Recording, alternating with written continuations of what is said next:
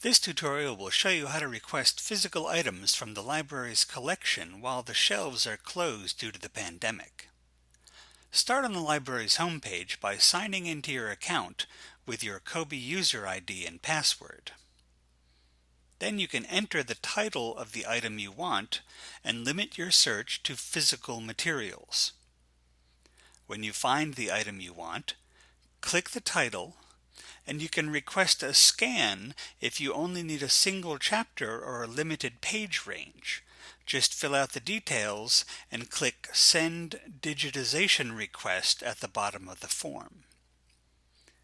If you need the whole book, click Place Request instead, and then hit Send Request. A green message box will let you know when your request has been placed.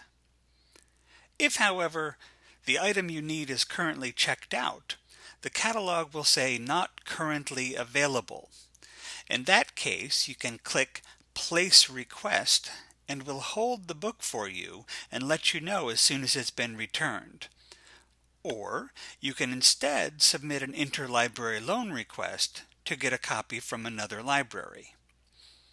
No matter which option you choose, you'll get an email from the library when your requested item is available.